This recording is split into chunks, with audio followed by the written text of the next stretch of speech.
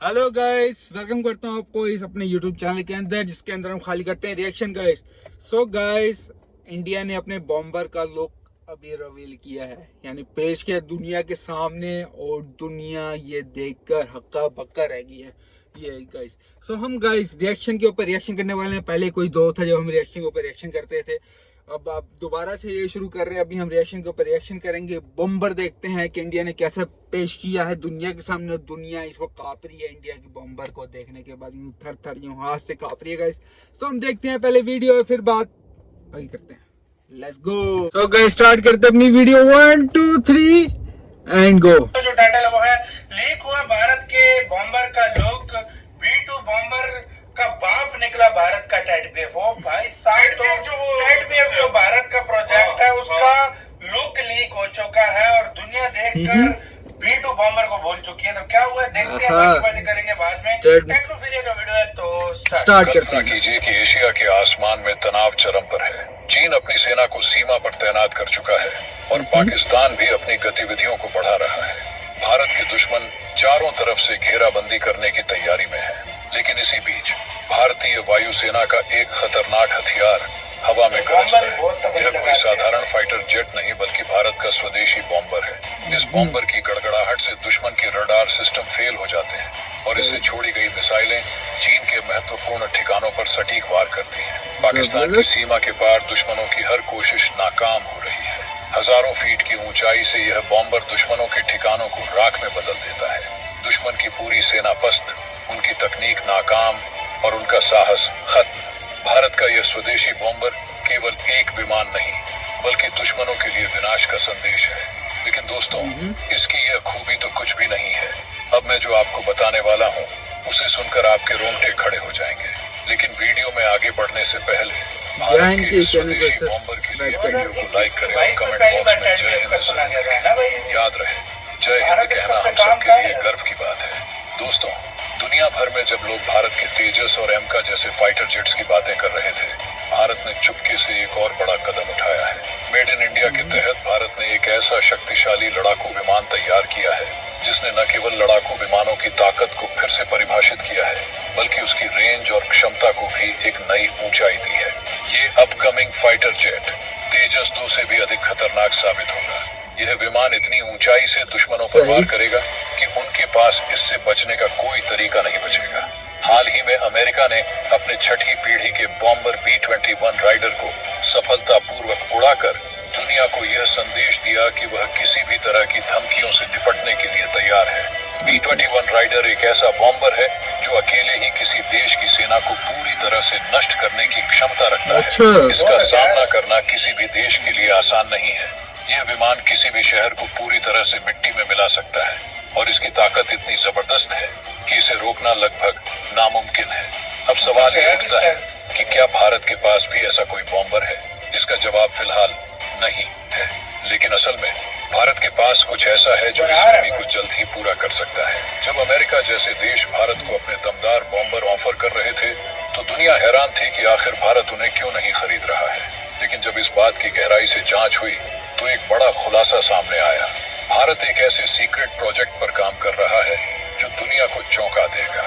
इस प्रोजेक्ट के तहत भारत अपना खुद का बॉम्बर तैयार करने की कगार पर है। इसे एक बड़े ही गुप्त तरीके से तैयार किया जा रहा है और इस प्रोजेक्ट का खुलासा होते ही चीन और अमेरिका जैसे बड़े देश सकते में आ गए हैं। भारत का यह नया फाइटर जेट, जिसे TEDBF twin engine deck based fighter नाम दिया गया है, सिर्फ एक साधारण लड़ाकू विमान नहीं होगा।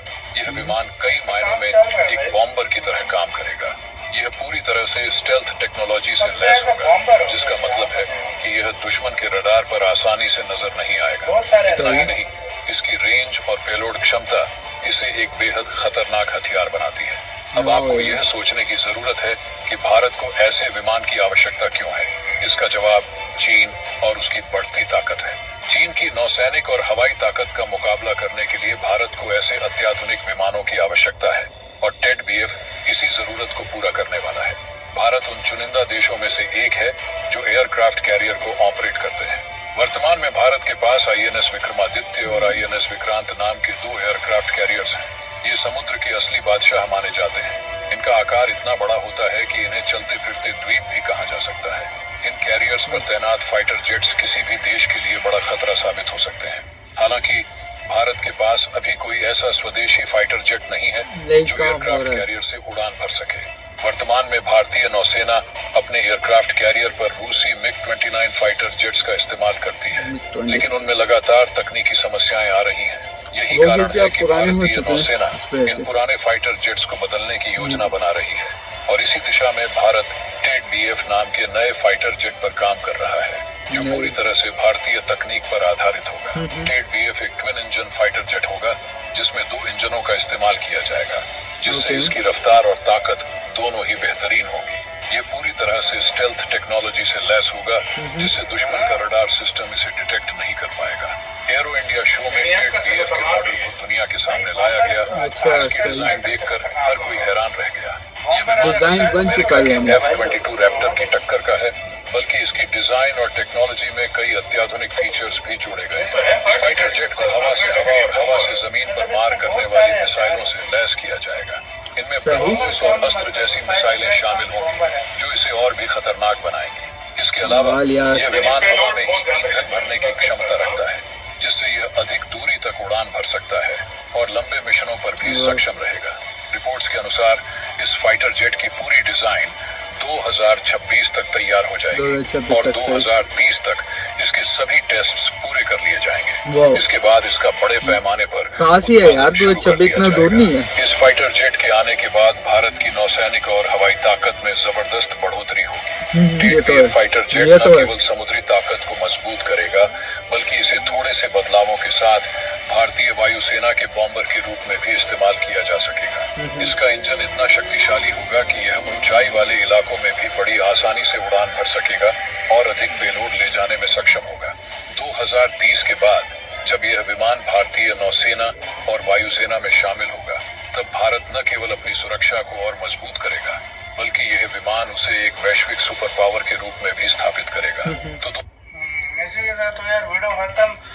यार भाई, एक तो यार इतने प्रोजेक्ट्स भारत के चल रहे हैं कि भाई बंदा हैरान हो जाता है। जब ये सारे प्रोजेक्ट्स रेडी हो गए तो क्या होगा? बम्पर टाइप ही होगा, मतलब ये एक फाइटर जेट का बॉम्बर मतलब दोनों का काम करेगा, स्ट्राइक्स वगैरह भी करेगा, वो जो डॉग फाइट वो सब कुछ करेगा। लेकिन अभी हमने इनकी बातें भी सुनी, हम थोड़ी बात अपनी बातें भी करते हैं, क्योंकि वाकई में जो इन्होंने कहा है ये बात तो सच है कि इंडियन बहुत सारे प्रोजेक्ट पे काम बाकी कर रहा है। अगर ये सारे प्रोजेक्ट आ गए तो सोचें कि इंडिया कहाँ से कहाँ पहुँच जाएगा। और ये जो जहाज़ बना रहे हैं, मुझे याद है पाकिस्तान ने भी ऐसा कुछ प्रोजेक्ट शुरू किया था। ईंट, खाली एक ईंट रखी थी मैं कहूँगा, लेकिन वो अभी तक खाली एक ईंट की एक ईंट है, दूसरी ईंट अभी तक आई नहीं है। और पे प्रोजेक्ट पे काम ख़त्म शुरू होता नज़र नहीं आ रहा। अगले मेरे ख्याल से 5-6 साल में भी वो प्रोजेक्ट पे काम होता हुआ शुरू नहीं हो रहा। अभी तो वो शुरू करेंगे, फिर जहाज़ बनाएंगे, पता नहीं क्या होगा। लेकिन इंडिया ने छुपके से, सारे लोग, वही बात है कि लोग लगे हुए तेजास इतना फारी जहाज़ वगैरह वगैरह। इंडिया ने कहा तेजास पे हम नहीं जाते, हम अपना अलग प्रोजेक्ट स्टार्ट करते हैं और फिर अपना अलग फाइटर जेट बनाते हैं। वाह यार, कमाल है यार इंडिया। जब भी अब इंडियन को ज़रूरत नहीं है, जिस तरह इंडिया ने राफेल लिया था त्यारा, उससे क्या जगह का नाम भूल गया। अब इंडिया वहाँ से अपना त्यारा ले नहीं सकती। जब इंडिया अपना त्यारा बनाएगा, अपना फ़रोख्त करेगा, तो इंडिया यहाँ से भी ऊपर आके और ज़्यादा ज़बरदस्त त्यारे वगैरह बना सकते हैं इन फ्यूचर। आराम से आगे बढ़ सकता है इन फ्यूचर गाइस। तो गाइस, वीडियो कैसी लगी अब से ये, अगर आप चाहते हैं मैं अपनी अलग वीडियो बनाऊँ तो मुझे आप डिस्क्रिप्शन में वीडियो लिंक भी दे सकते हैं। मैं उस वीडियो पर जाके आप लोगों के लिए वीडियो बनाऊंगा गाइस। सो गाइस, आपसे मिलते हैं अपनी अगली वीडियो में। अपना बहुत सारा ख्याल रखें, दुआओं में याद रखें। कोई गलती हो इस बंदे से तो माफ़ करना। जब तक के दीजिए मुझे इजाज़त। अल्लाह हाफिज़।